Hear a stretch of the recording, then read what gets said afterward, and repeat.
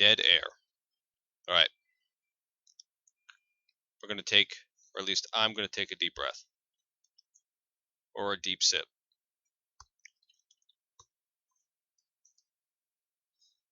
Because we are going to jump into my favorite thing, which is code injection and assembly. Is assembly my favorite thing? No. But I like writing pseudo assembly with Cheat Engine because it makes me feel powerful. That's probably not entirely true, but I don't know. I find it very enjoyable. Hopefully you do too. If you made it this far, or you're watching this video, and perhaps the videos that come after it, then I'm assuming that you enjoy that sort of thing too, or you want to enjoy that sort of thing too, as the case may be. So, how are we going to approach this? That's a good question. I've spent a lot of time thinking about this. The way that we're going to approach this, because this is the informal series after all, is we are just going to dive right in and explain things as we go. Now, what do we mean by that? Well, in order to say what I mean by that, let's first say what I don't mean by that. So we have Cheat Engine open. We'll attach it to our game. We're going to do the normal thing. We'll spend a point, 31. If I can type right. It's getting late. I don't know what to tell you. All right, we got two values. One of them's the one we want. Nope, that's too far to the left. Do that. Click that. Yep, 100 and something, more stuff. 30.95. All right, we don't want that one. So we have the value we want. We want to write some code. We want to write some assembly code. We want to overwrite some instructions. We want to stop available karma. The thesis, or again, not even the thesis, the mission statement for this next series is we want to stop this value from changing. Ever. Doesn't matter how many times we restart the game, how many times, what character, what computer. We want to write something so that this value in the character creation screen will never, ever change. And we're going to move towards that starting now. So we have the value for it. Well, we could already do that. We could just do that. Is that even working for us? It kind of is working for us. You can see, it's 88, some things, 87. When you subtract points, it's kind of working, maybe a little bit. I don't know. There's some spurious behavior. Is that because we're stupid? So if we uncheck that, make it 100, and then refreeze it, I don't know. Seems suspicious. Let's try waiting a minute. Really? Value's not being frozen? I don't know. Something weird's going on. When we subtract it, we're certainly getting it. But even you can see that, when we add values and whatnot, it's going down. But then when the first time we subtract a value, it's going way back up. Cheat Engine's still reflecting the same value. What's that about? 380, 380. That's the one we want. Right.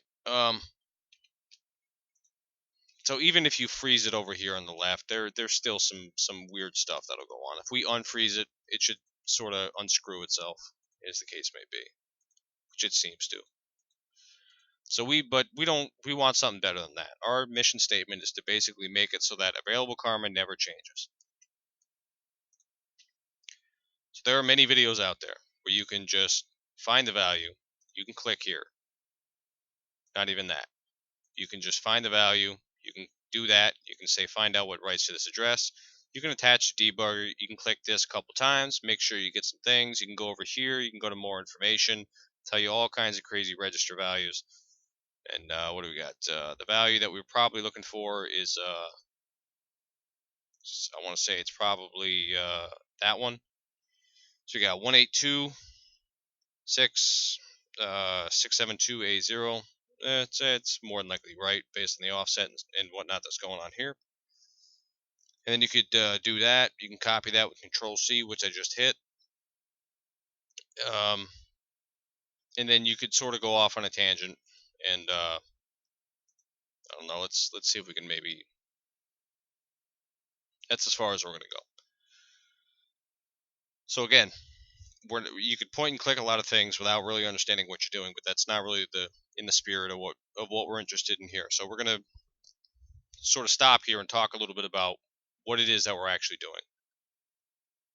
We know enough about values that values have memory locations and things like that. Pointers are just variables that point to another memory location instead of having some constant or literal value. So let's sort of dive in here and talk a little bit about assembly. We could bring up the memory view here, and we could go in and say, well, let's talk about LEA, load effective address, and all kinds of stuff like that. But it's not what we're going to do. Instead, we're going to use Cheat Engine's built-in thing, built-in help, perhaps is a better way to say.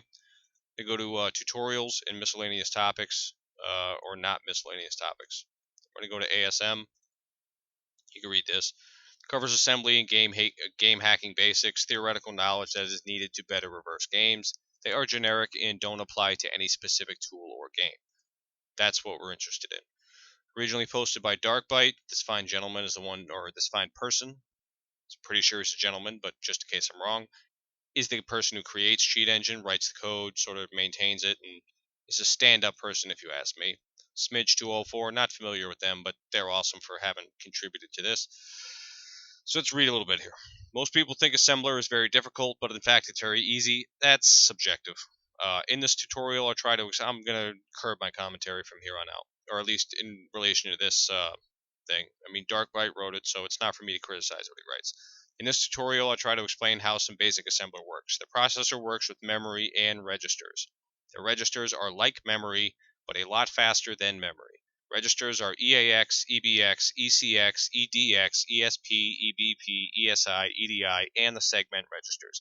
You will never ever have to deal with the segment registers. So for our purposes, we're just going to pretend they don't exist. There's also the instruction pointer, or EIP, which we're not going to talk about at all. We're never going to have to mess with that because we're not going to be manipulating stack values or anything like that. Some examples: you have sub, EBX, EAX. I mean, again, this is, most people think assembler is very difficult, but in fact it's very easy. I guess I have to actually, not curb my commentary here. It's very easy, or it's easier when you have some background with computer science. And I think the sort of implicit assumption that the help file is making here is that if you're jumping into this kind of memory view assembly stuff, then I mean, if you have no background in any sort of computer science, then you really have no business fucking around with any of this. And if you start jumping into it and then pushing bits and things like that around, and your game's crashing and stuff, and you could jump on the forums and you're like, well, I'm trying to do this and that, and I'm knopping all kinds of crazy stuff, then of course your game's going to crash because you're removing critical instructions that the game needs to function. So it's kind of hard to delineate between who should be messing around with this and who should not be messing around with this. And that's not to say that it's an aspect of elitism or anything like that, but there is definitely something to be said for this is getting to a low level that, frankly, most people have no business screwing around with. And I myself felt very much the same way when I started messing around with it. What I was thinking in my head was, I can write C, and I wrote some inline assembly when I was doing C code and stuff like that. But, to actually start dealing with some of this and whatnot, I mean, this quickly spirals out of control in the same way that we demonstrated with pointers. So this is just another point in the informal series where we're going to just draw a line and say, you have to be really sure that you want to jump into this stuff because it is very complicated. It is incredibly esoteric. And let's look up a new word that I actually said one time before. We're going to say erudite. Erudition. A scholar is erudite, eruditus, when instruction and reading followed by digestion and contemplation have effaced all rudeness. That is to say, smoothed away all raw, untrained incivility. Wow. That's clear. Let's go to Google. Google, tell me what erudite means. Erudite, having or showing great knowledge or learning. That's good enough for us. So the people who there are very few people in the world who actually write assembly code. Now, does that to say that nobody does? No, that's not what I'm saying at all. But when it comes to the actual fraction of software people who write assembly code on a day-to-day basis, it is such a small part that understanding assembly is one thing, but writing assembly on a day-to-day basis is a whole nother thing. And coming into assembly from sort of a general education that certainly we've been providing in this series is, I cannot stress enough how much warning, or I cannot stress enough how complicated this stuff can get and how ridiculous and crazy, and it just makes you want to just jump out your window sometimes because you're writing code and you're thinking, I know this works and I know it's right, but sort of a famous mantra of software development is the compiler is always right. And whether it's an interpreter or a compiler or an assembler or whatever we're dealing with here as far as cheat engine goes, the computer is always right. You are always wrong. If something is crashing or not functioning the way that you think that it should, it is your fault. It is not the computer's problem. It's because you're telling it to do something in the wrong way. So I realize that we started getting into this, and I've spent a lot of time talking, and there's a reason for that, and I've gone over that reason many times so far, but I want to go over it just one more time. This stuff is hard. If you don't think it's hard, then you either deal with this on a daily basis or you're a much smarter person than I. Um, So, oh, well, I can knob this and I can knob that by, right clicking on it and saying replace this with code that does nothing. That's not what I'm talking about.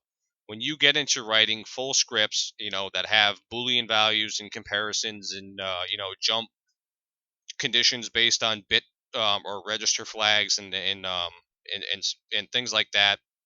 And that's just the tip of the iceberg. There are so many crazy things that you can do, and it's so pedantic. It is so incredibly detailed. It's down to the level of bits that you have to be very sure and confident about what you're doing, because if you're off by one bit in the most extreme circumstances, you will crash the program.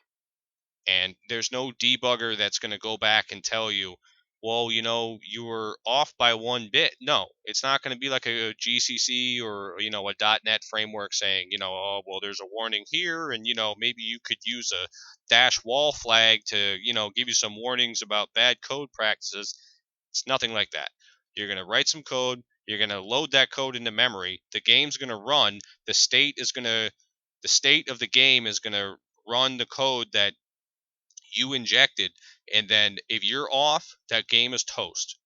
And it's up to you to go back into the script and sort of hunt down, and basically just go back through really carefully and talk or figure out where did I go wrong? How did I go wrong? Am I off by a bit here? Am I pushing this value into the wrong, am I off by one on the offset? So I just want to give a really, really, really, really long warning about that. What we're getting into here is there be dragons, is what I would say. And for some people, maybe they get this on a native, natural level,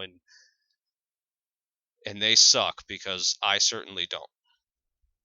And we'll get into some of the more details and continue on in the help file and talk about more, on a practical level, how we can use assembly and code injection to help us.